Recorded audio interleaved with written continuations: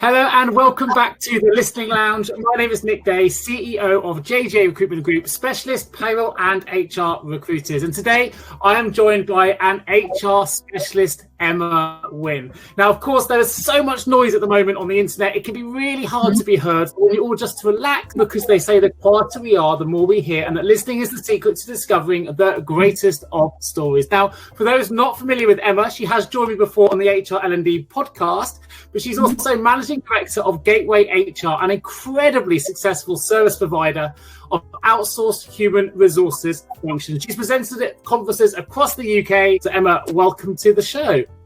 Thank you very much. Really good to have you here. Now, one thing I'm really keen to talk about today, because it's something we've recently done at JGA Recruitment, which is to really redefine our values.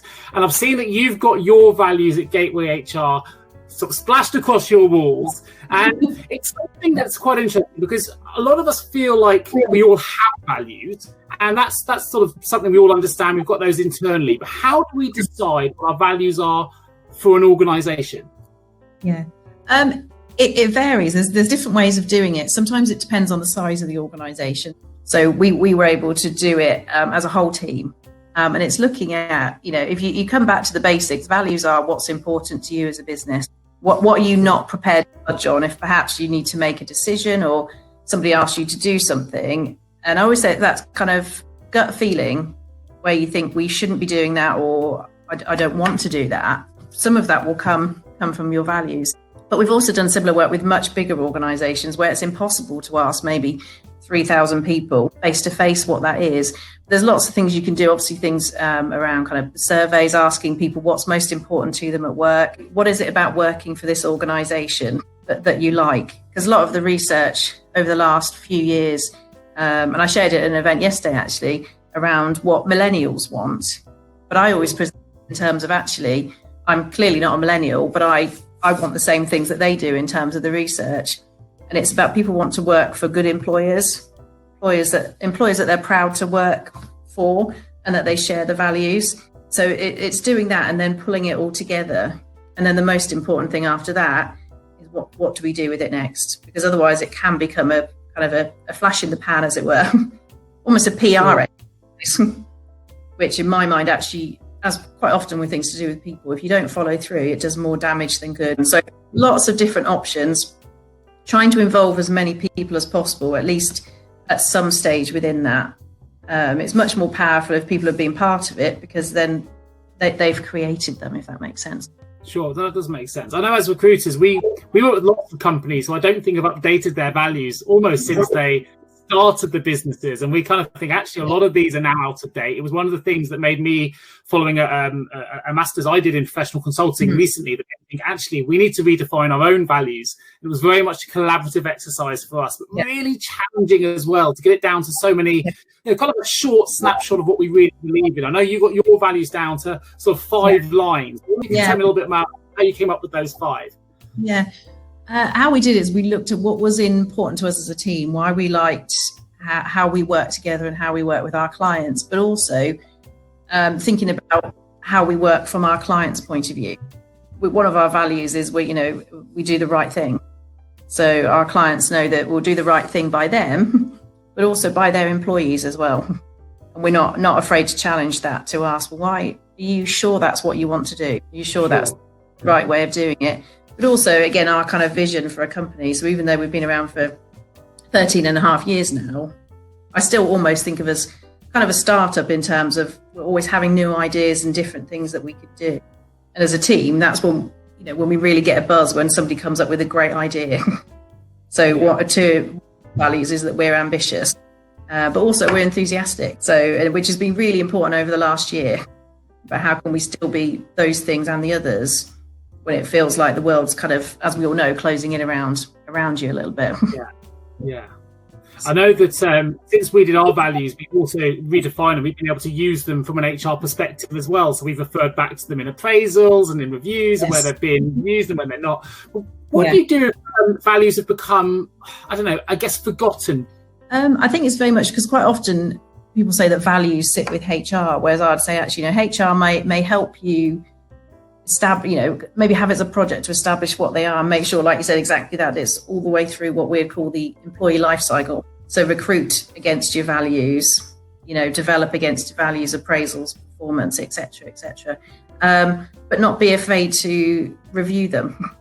So if, in people's one-to-ones and appraisals, if people are struggling to say, well, I can't think of an example of when I've lived that value, and then perhaps what might come out of that, people don't actually relate to them anymore.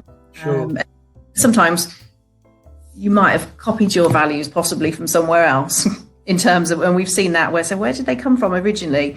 Well, we just looked at our competitors, or we Googled, which is the answer to everything. So what does that actually mean? What does that mean to the people who work for you? Can they relate to that? So we have it as a big part of our induction. But it's about people knowing that they're not movable. Does that make sense? Yeah, absolutely. So if I'm an HR professional, or even if I'm a business owner watching this at the minute and I'm thinking, okay, you know what, we probably haven't reviewed our values for a while, but we want to live by our values. We want to make sure that hopefully HR can help us live our values. Where do you start, and what can we do to really make values stand out? And as you mentioned at the start, we know now that employees are taking many more choices in who they decide to work for based on the kind of values the business has. So where would be the best starting point? Yeah, I think it probably would be about making sure that the leadership team is seen to be living the values. So maybe kind of running a session around reminding people what the values are, what they mean. We did a session with a company, again, before lockdown, where they had the values, but again, they'd had a lot of new recruits, they'd expanded a lot and hadn't really done any sessions around that. So we did whole sessions, and actually we developed the course, but then the management team delivered it, which we thought was really important. We were there as kind of, I suppose, backup, but our logic, they're your values, so you need to share what they are. So then they listed the values, and then as whole teams, people had to say, well, what behaviours would we expect to see? And that was really powerful because they only had three values. And I think by the time they'd finished, I think they had about 50 different behaviours. Okay, wow, great. But then that was really powerful, and people thought, oh, right, I get it now. But it's also rewarding and recognising people for your values. So we have a HR system where you can give each other, it's called kudos, but basically at any point, you can log on and give anybody in the team kind of a bit of praise or a thank you for anything they've done, which sometimes it's silly, funny things. Like last week, we had cakes delivered. So there was various bits of kudos on, which was put under do the right thing. So, but kind of light-hearted things.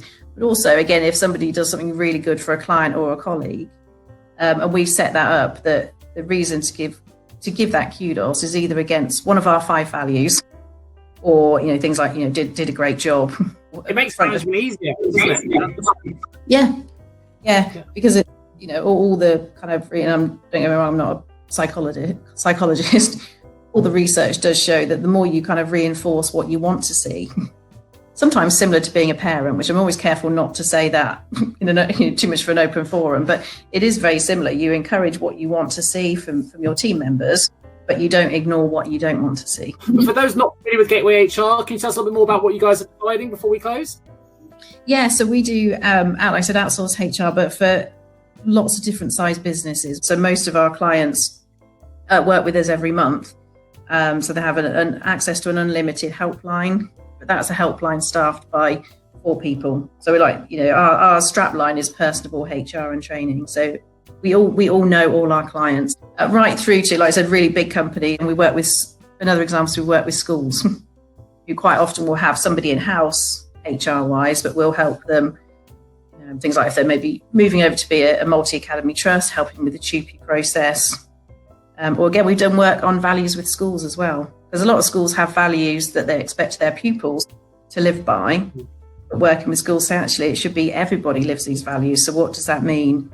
And similar to what you said, weaving it through all the HR processes. So do you recruit against your values and recognise? So yeah, and then the other half of the business is the management development side.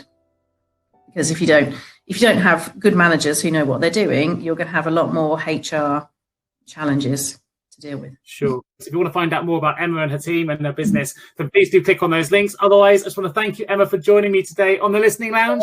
And remember, viewers, every good conversation starts with good listening. Take care of yourselves and each other, and I'll bring you the next episode of the Listening Lounge real soon. Thanks, Emma. Thank you. Bye.